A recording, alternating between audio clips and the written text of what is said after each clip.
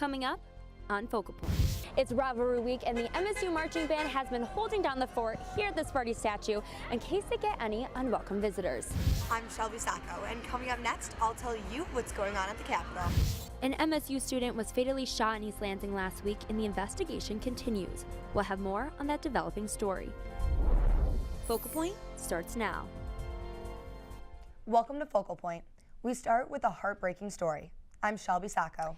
And I'm Kendall Ashman. An MSU student is dead, and police have a warrant out for the arrest of a Mississippi man. 22-year-old Isaiah Barones was shot early in the morning at the 25th East Apartments on Abbott Road. Police say two groups were involved in a disagreement outside the complex. Later that night, Barones was shot in an apartment there. East Lansing police officer Steve Gonzalez says they know who the suspect is. He is described as a 30-year-old male from Mississippi. We have obtained open murder warrants on that individual, and right now we're working with various state and federal law enforcement agencies to take him into custody. It's been 2 years since an MSU student was shot and 6 years since a shooting has occurred on campus. MSU is urging students to take precaution this weekend against those coming from Ann Arbor. There have been at least 3 confirmed cases of mumps at the University of Michigan within the last 2 weeks. It can be transmitted through infected coughs, sneezes, and contact with saliva. They're advising people to make sure immunizations are up to date, and if symptoms like puffy cheeks and swollen jaws start to develop, seek medical attention immediately. It's been a year since we were riveted to our televisions as hundreds of survivors told their story of sexual abuse at the hands of Larry Nassar. Today, the university is making sure something like that never happens again. Focal Point's Michael Epps shows us how the one office at the university is changing. How could you have let this happen? The world watched Michigan State last winter. MSU knows what they have coming. President Luana K. Simon stepped down in January, and the university felt pressure to change how sexual assault is handled. They did not want to know. They did not want to see. Look now, and you'll find people working hard to fix the problems. Deborah Martinez is one of those people. I really enjoy making a change. Martinez is an investigator in the Office for Civil Rights in Title IX. We're dealing with extremely serious issues involving sexual assault, relationship violence, stalking, and we want to be sensitive to the needs of everyone involved and make sure we're doing a thorough investigation. The office has struggled to keep up with the number of reports it receives, but Interim Associate Vice President Robert Kent is changing that. We've changed the makeup of the office a little bit. We've hired additional investigators.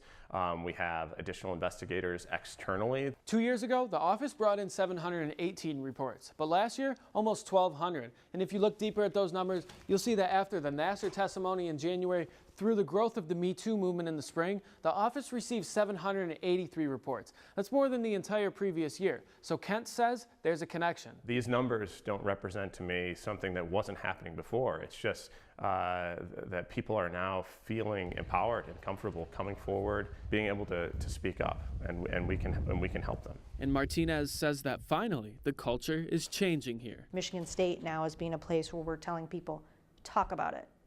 Bring us your issues. You don't have to be quiet about it anymore. Be vocal. We have resources. We have support. Tell us what happened so we can do something. In East Lansing, I'm Michael Epps, Focal Point News. The culture of reporting mental health issues is also on the rise at Michigan State. We'll give you more information on that story later in the show. The Supreme Court now has a majority of conservative justices.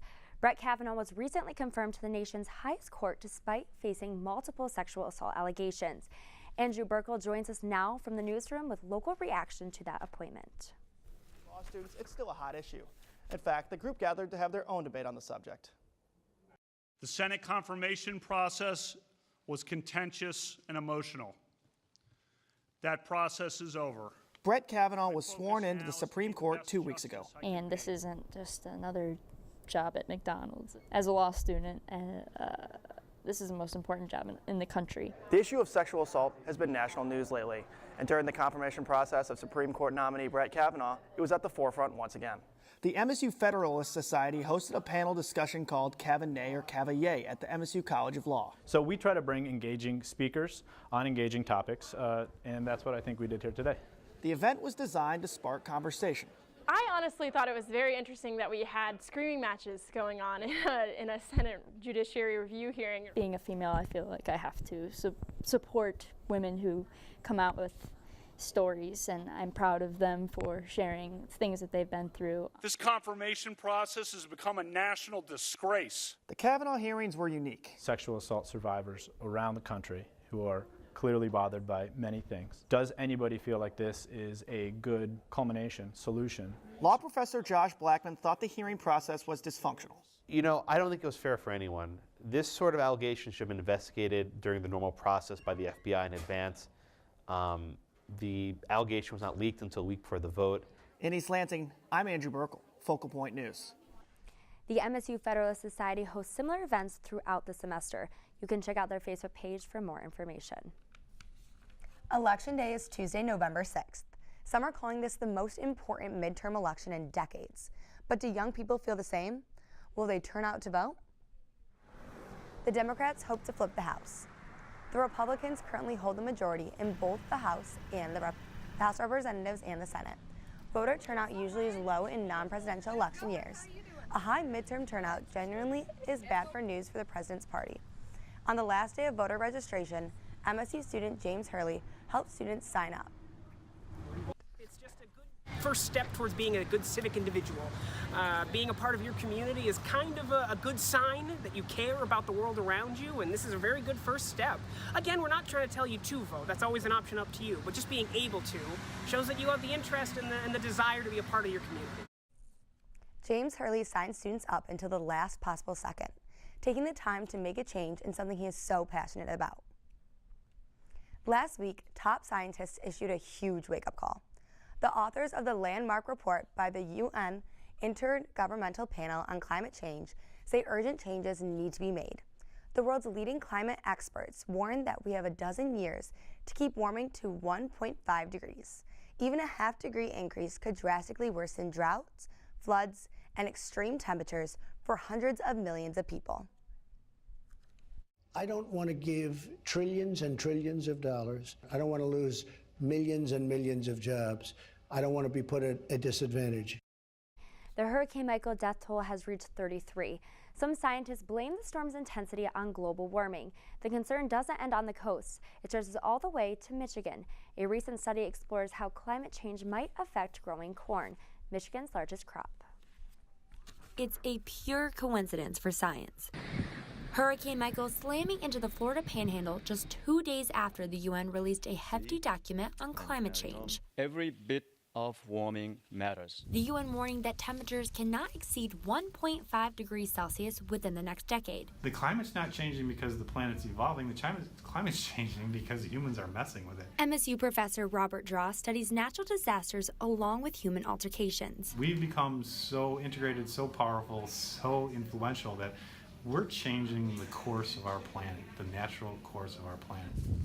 The results having the greatest impact on agriculture. Increased temperatures typically means more bugs. And our yields are predicted to decrease over the next 20, 30 years, and they're predicted to decrease in a pretty significant way. And with a rise in temperature of just 2 degrees, corn yields are expected to decrease by 7% worldwide. That's including all the technological advances we've made in seed and fertilizer. The UN raising political pressure on governments to act now. Where we've maybe reached the genetic potential of our crops, and that, I guess Mother Nature, our Earth's kind of catching up to us a little bit. Or perhaps she's one step in front of us. The report says greenhouse gases must be reduced by 40%, and the use of coal can only power 1 to 7% of the world's electricity. It's fall, and that means flu season, along with the most unexpected group to be affected. Also, find out what MSU is doing for Earth Day after the break.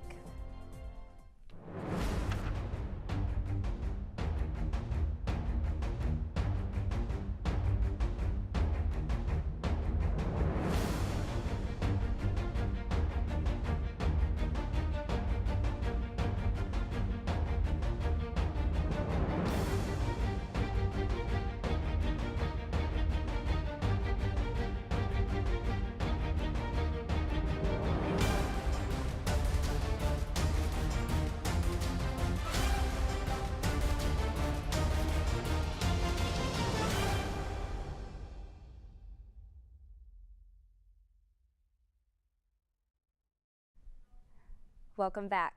Dog flu is on the rise recently here in Michigan, and experts tell dog owners to be careful about exposing their pets to others. Focal Point's Gloria and Zika shows us how some dog owners aren't quite ready to follow these recommendations. With an increase in social activities this past summer, also came a spike in the spread of a viral infection among animals. So we've actually been tracking it for a number of months. Over the summer, the Ingham County Animal Control and Shelter started seeing cases of dog flu, also known as canine influenza. It started out as southeast Michigan in the Detroit area, but there were some resident animals that generally live in Ingham County that were also infected while visiting those areas. Almost 160 cases of dog flu were reported in Michigan. Starts off with nasal discharge and sneezing and a cough. Canine influenza can infect any dog, but dogs that gather in places such as dog parks and daycare settings are at higher risk. During the phase of the outbreak, we do recommend that dogs kind of minimize their social activity. But some pet owners aren't ready to cut down on their dog's social experiences. Just like with people, if you're fit and active, that's going to help your immune system. That's Kaylin Latz, a regular at the Northern Tail Dog Park in East Lansing, where his dog Harvey Dent He's this one over here barking. hang out with other dogs. The Northern Tail Dog Park have set measures in place so that dog owners like Kaylin can entertain their furry friends without worry. The rules set up in place for them to have vaccinations for the common things definitely helps for those concerns. And these vaccines are very effective. For Kaylin, mine's been vaccinated consistently since I acquired him. getting a vaccine is necessary. But aside from that, just keeping them well fed and exercise, just like any mammal. That's going to help the immune system. In East Lansing, Gloria and Zika, Focal Point News. And this year's outbreak is nearing 160 cases statewide. That's a big difference from 2017, where only 9 cases of canine influenza were reported. From Fossil Day to high fashion to guarding Sparty, all those stories are ahead in campus news. We just heard from Gloria and Zika, and now she joins us live in our Spartan newsroom with all the details. Gloria? To celebrate Earth Science Week, the MSU Museum, in partnership with the Michigan Earth Science Teachers Association, invited the public to an afternoon of fossil fun. What do you think life was like millions of years ago? This past Sunday, visitors found out about early life on Earth at this year's celebration of National Fossil Day. This year, the museum introduced a new technology, augmented reality. National Fossil Day is organized by the National Park Service and the American Geosciences Institute to bring more attention to the often forgotten fossils. Fossil Day is about the diversity of life on Earth over 4 billion years of history, so that's room for a lot of questions. I didn't really know much about fossils from before I came to this event, and now I feel like I'm a little more educated. Earth Science Week ends tomorrow. Mental health on college campuses is one topic getting quite a bit of attention recently. Healthcare professionals at Michigan State are working hard to make sure its students are getting the help they need.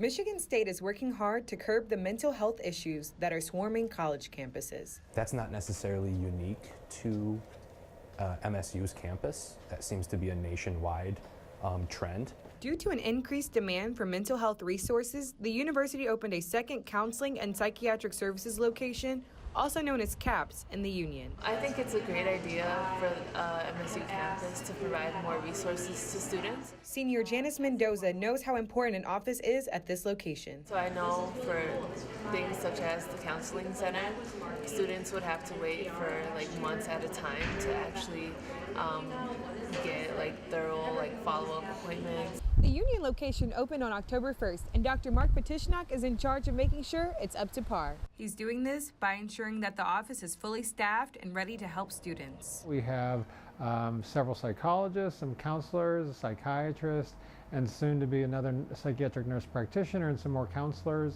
He understands that these resources are key to the success of students. Student success, student retention is directly related to student health and well-being. So investing in student health allows the students to make the most out of their education. For over a century, students have found themselves at the union for one service or another, but now they'll have another reason. Hopefully we provide services and support for students who are experiencing, mental distress. The union location is hiring the last of its doctors and is fully operational. In East Lansing, I'm Milan Revels, Focal Point News. CAPS has also created the My ACSP app. The free app, which can be downloaded to any smartphone, allows students to talk to a health professional at any time. Detroit native and MSU student Chantal Booker has known her whole life that she's different and that originality is starting to pay off.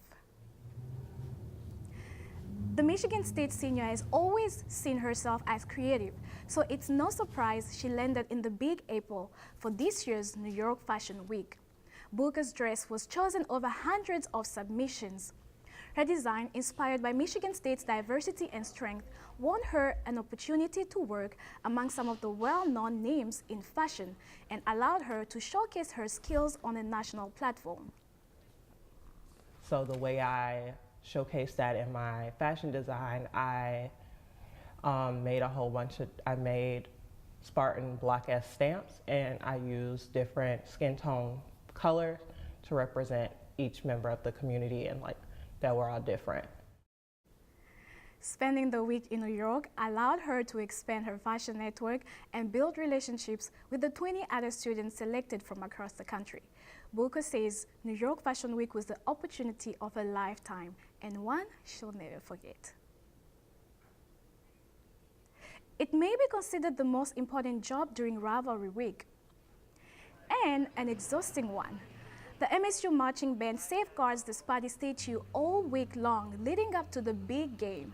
In years past, University of Michigan fans have vandalized the beloved statue in the middle of the night. Sparty Watch is an annual tradition organized by members of band fraternity Kappa Kappa Psi. And each night, they plan fun events to help pass the time. Coach D stops by annually to drop off pizza and to thank the band for their service to MSU. Kappa Kappa Psi President Ryan Malberg organized this year's Sparty Watch, a tradition that some say began 60 years ago. Yeah, this is a tradition. It started kind of informally, but in more recent years, the organization that I'm in has taken it over and added events to it every night. Meantime, some pranksters from that rival school painted a big block M on the rock over an existing message from an MSU fraternity. It didn't take long, however, for someone to clean it up and repaint. 3 years ago, the Sparty statue was attacked by paintballs. Ryan and members of the band jumped in front of Sparty to avoid any vandalism. That's what's happening on campus. I'm Gloria Nzeka. October is Breast Cancer Awareness Month. In Lansing, organizers decided not only to think pink, but to walk miles and miles together to raise money. I went from crying in panic to I'm okay. It's Saturday morning at Michigan's State Capitol building. And instead of sleeping in, people came out to walk. So this is my, I think, 10th Strides walk I've participated in one way or the other. The event, we raised $500. The Making Strides Against Breast Cancer Walk is a non-competitive 3 to 5 mile walk that brings people together to make a difference for everyone. Once we're aware of the situation, I think it's a lot easier for everybody to come together. The money raised through Strides Against Breast Cancer helps the American Cancer Society fund breakthrough research.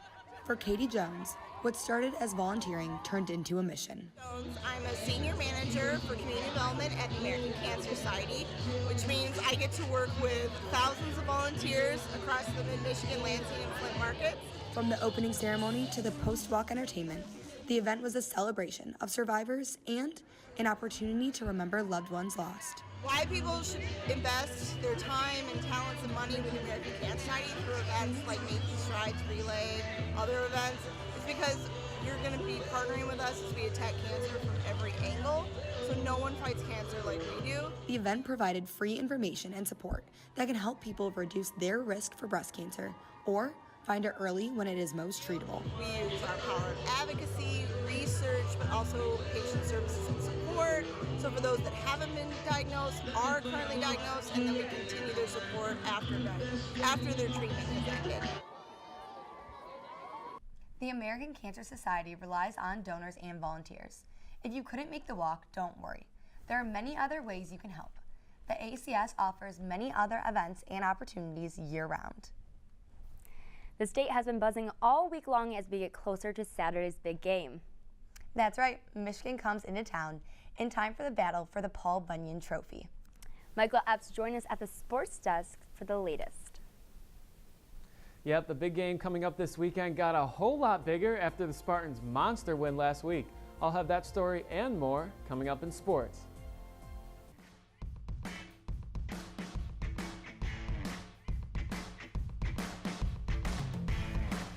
Here we go, Suitor, Michigan, Cowboy. Holler, scream, oh yeah! Whoa, whoa, whoa, whoa, whoa.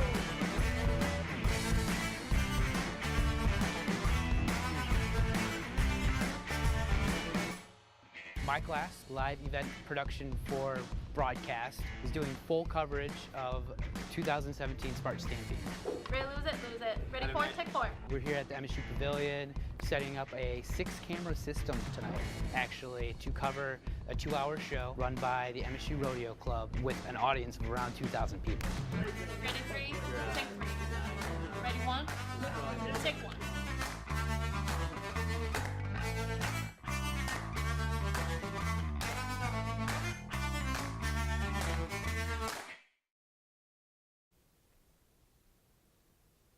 Welcome back to Focal Point. I'm Michael Epps. After going 10-3 last season, MSU football had high expectations entering 2018, but a loss to Northwestern a couple weeks ago put the rest of the season in doubt. Sitting at 3-2, the Spartans traveled to Penn State this past Saturday. The Nittany Lions were ranked 8th coming into the game, and MSU dropped out of the polls. Here in the first quarter, late in the first, Penn State up by a score. MSU runs a halfback pass with Connor Hayward, finds Cam Chambers deep, and that would set up a 1-yard touchdown run. Now to the third, Penn State up again by 7. Quarterback Brian Lewerke finds his favorite target, Felton Davis. He somehow taps his feet inbounds, the tippy toes, and it's a tie game. Now to the fourth, Spartans down by a field goal. Under 20 seconds to play, they need some magic, and Davis is there to provide it. Lewerke finds him deep, he dodges the corner, and he's in for the last-second score. What a thrilling upset, just like last year's game between these two teams that ended in a last-second MSU field goal. The Spartans revived their season with a huge 21-17 win. Yeah, to come to a place like this, an atmosphere like this, a team like this, it's unbelievable to come here and get the win, and I'm just proud of my guys. A lot of the times when we played on top, we haven't played as well, you know, and we play better when we got the chip on the shoulder attitude, and we go in the weight room when our shirts got a chip on the side of it. It shows a collective effort. It shows the heart that we have and the things that we're capable to do as a football team. Now we're looking to build off that. And that's the type of win that can turn a season around, but the Spartans have another huge game this weekend. It's Michigan week, and as MSU gets ready to take on U of M here in East Lansing. The Spartans won 14-10 last year in Ann Arbor, taking the Paul Bunyan Trophy back after the Wolverines won it in 2016. Head coach Mark D'Antonio has taken control of this rivalry since becoming the head coach, winning 8 of his 11 games since he started in 2007. He spoke on Tuesday about how much this game means for his team. Well, I think one of the biggest reasons is that when I came here in 1995, you know, I experienced things firsthand. So I understood when I came back as the head football coach that how important this game was. We've got a lot of players from the state of Michigan. They understand that as well. And so it becomes sort of ingrained in people as you go. Should be quite an exciting game. Kickoff is set for noon on Fox. Thousands of students gathered at Munn Field last weekend looking to earn their way into the men's basketball student section. The annual Izzone Campout brought another large crowd of fans Saturday night. In order to be a member of the student section, they have to camp out overnight with check-ins every few hours. Sounds kind of crazy. Tom Izzo and the basketball team stopped by to have fun with the crowd. And Mark D'Antonio, some guys from the football team too, fresh off a win at Penn State, they got right off the plane and went to the campout to join in on the fun. Really the top reason to come to the camp out is hang out with all your fellow Izzone members and get to hang out with the team. They love to hang out, take pictures, play games, all that kind of fun stuff. The men's basketball season tips off later this month with an exhibition game against Northern Michigan. MSU women's soccer team started the season hot this year, going 5-0, but they've struggled as of late, and they look to get back on track last night against Rutgers. Rutgers ranked 23rd, and it was senior night for the Spartans. Here in the second half, MSU on the attack. Gia Wahlberg gets a shot off, blocked by the goalie, but Brittany Tanner gets the rebound, finds Cameron Evans on a cut. She scores the goal, but hold on, it's offsides. Goal wiped off the board, and that would hurt the Spartans later. Now in double overtime, Rutgers on the attack. Nicole Whitney shoots, get by the goalie, oh, it scores.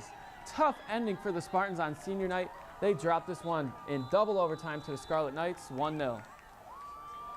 I thought we kept our composure pretty well and gave it back. I mean, we hit hard as well. So it's a tough game. We're growing. We're learning to be a Big Ten team. And tonight was, I thought, an overall step forward despite the final score.